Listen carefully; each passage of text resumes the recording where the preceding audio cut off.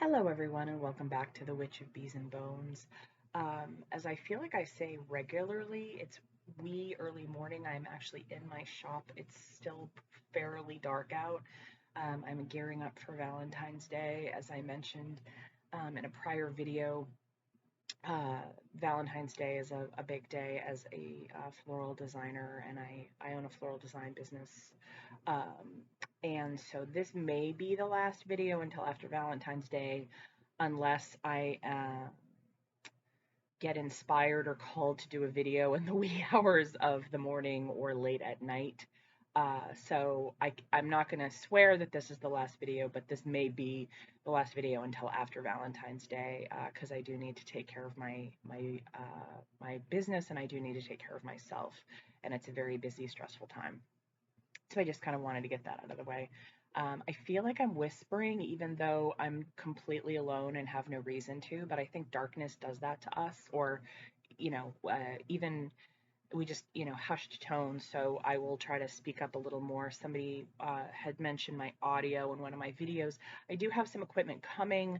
Um, because I don't live near a major hub, Amazon is no longer 2-day delivery and hasn't been for some time. So I am getting a couple new gadgets that I need to figure out, but hopefully both the audio and video will improve after that. We'll see. So I'm trying, really, I'm trying. So this morning I wanted to talk a little bit about one of the deities that I work with, and that works with me. And one of the folks that I follow on Instagram and who follows me, we had a quick exchange about Hekate yesterday, and she's kind of a lifer for me. Hecate came into my life when I was very, very, very young. Um, my dad used to call me Hecate occasionally when I was a child, because I'm trying to remember his exact words, um, a force to be reckoned with that doesn't suffer fools. I don't know that a lot has changed. I have become more graceful, but my dad was not wrong. Um, and I feel that way about Hecate, and I know that I feel like people either love her energy or are terrified of her. I find her very comforting. I feel as though she's, I want to say a family member, but I can't be like, oh, she's not like a mom, she's not like a grandmother, she's not like a sister, but she's just kind of this incredible force that I have been working with, even before I was intentionally working with her. She kind of showed up for me during a very, I'm trying to maintain some sense of privacy, but also be forthcoming. There was a situation earlier in my life, when I was a child, that was difficult, uh, and she showed up for me, and I didn't ask. I didn't know of her existence, so I didn't go looking for her. She showed up for me and has continued to show up for me. And it's come to, I've realized, and again, glad y'all love the rambles because this is probably going to be pretty rambly. As I've said, I've taken a half a step back from shadow work, and I'm trying to let a little more light in. I'm trying to heal, or enjoy the healing that I've done on myself. There's still more to go. There's a lot more to go. I'm not going to pretend there's not. But I also realize that I've been digging deep for so long that I haven't necessarily taken the time to uh, enjoy the spoils of the hard work that I've done, and that's a little wasteful. And I think that wasting joy is disrespectful. And I strive to be graceful, and I strive to be kind, and I'm striving to be both of those things to myself, as much as I am to other people. Um, but I think that shadow work has actually been a sweet spot for me because I do work with darker deity. As much as I appreciate a rainbow or sunshine on my face, like I'm at home with the underworld. I'm at home in liminal space. I'm at home in the dark. And part of that has to do with, being a witch on a left-hand path, and part of that has to do with the things that, I love bones. Bones come from death. I love nature. Nature can be savage. I love the woods. Woods can tend to be dark. So I realize and I recognize all these things. And I've been thinking a lot about, I've been kind of having to hold myself back from diving into shadow work because it's a safe space for me. And I've realized, in watching other folks' videos and content, that for a lot of folks, shadow work is really fucking scary and really fucking hard. And for me, I'm on the opposite scale of that right now, where it's hard for me not to do it. It is hard for me to not to dig and clean out wounds and work with darker decks, and it's uncomfortable. It's really, really uncomfortable. And I just wanted to speak to that. I almost didn't sit down and do this because,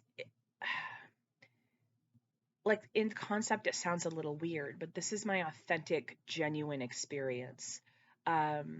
This channel is not going to turn into white light and rainbows. I am not wired that way. But I do need to focus a little bit more on the growth after healing and on the light of things. And so I found, because of this, that for the first time in my life, I am working with Hekate in a very different way than I ever have before. Before, she's been this dark goddess, underworld. I don't want to use the word murky, but just really like heavy. And I've realized she's got three faces for a reason. And I've only been looking at one of them. And that was a huge revelation. And so I have been working with her in a very different way, in a very different space. And I'm learning a lot, even though I'm wildly uncomfortable. I feel myself getting a little emotional about this. And I think it's helping me expand myself and my practice and my healing in a much different way. And so what all this rambling is about is that I think I wanted to share this experience in that I think we get used to doing the things we do because they work. And whether that is doing shadow work or not doing shadow work, or working with a particular or particular deities,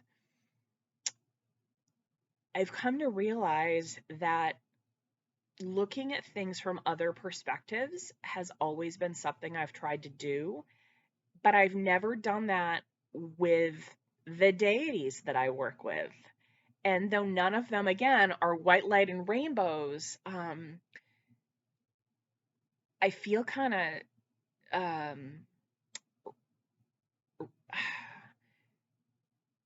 I feel kind of silly that I forgot about Hecate's other two faces, and that she has something to offer besides shadow work and digging deep. So I'd like to offer that if we look at our practices and we look at the deities we work with, and we look at the decks we work with, and whatever it is that's part of your practice. I really like being in the woods at night. And now I don't do that in the winter because it's not typically I don't want to say that it's unsafe. It's a little unsteady for me, and I'd prefer not to do it now in the winter, with ice and such. Um, but I'm trying to, get out there during the day more and see things with light. Um, and again, I still love my shadows and I still love the darkness, but I want to see things from a different perspective. And I think that that is something that we could all maybe learn from and get a lesson from. And I think that's maybe why I was called to do this video this morning in the wee hours of the morning. Elijah had me up super early, and so I just got ready and came in, and I won't show you, but there's like, buckets and containers and vases all full ready for the flowers that are coming in. And I'm like, no, I'm going to sit down. I'm going to do this because this has kind of been spinning in my brain. Um, so I know a lot of you work with darker energy and that's why you're drawn to this. I am not, again, I work with Hekate a lot. I work a bit with Papa Legba, which is very odd since I'm a white woman. But again, he showed up to me and has really been lovely. I love Papa Legba. Doesn't fuck around, dead fucking serious, but he's also even and gentle. Gentle, fair. He's fair. And so when I'm in a liminal space, uh, when I'm at my own crossroads and I realize that my deities are almost entirely crossroad or crossroad adjacent deities, and I have been choosing the harder, darker path, and I'm gonna try not necessarily the path of least resistance, but I may try a different path. It'll still be left hand, it'll still be on the darker side, but I'm trying a different face of Hecate, and I'm enjoying it as much as it's nerve-wracking for me, because I still know that the other part is still there and that I can return to that anytime. But I like seeing things from different perspectives. And I would like to offer that maybe we could all just take a look at our practice from different perspectives and see if it works. And if it doesn't, that's fine. There's lots of things I've tried that I ended up not like really liking or caring for, or that didn't serve me, or that didn't speak to me. And I know that y'all have been through that as well. So, but if we can see things from another perspective and from another direction, we may learn even more about ourselves. And so here is another very rambly video about my experience. And I hope it made sense. I hope it's cohesive. I appreciate all of you so much. The support has been lovely. The comments have been lovely. I do respond to all of them. Um, it may take me a little more time in the next few days, but I will respond to them. So please feel free to reach out. I'd love to know, um, if other folks are looking at things from different perspectives, or what their thoughts are on that, or if they work with Hecate, if they work with all of her faces or one of her faces. I love her. She's dear to me. So I would just love to hear what you all have to say. And I hope you're well, and I hope you find something really, really beautiful today that, sustains you for a little bit and feeds you a little bit, because beauty really, really does help. I promise you that. And I will see you soon, and I thank you again.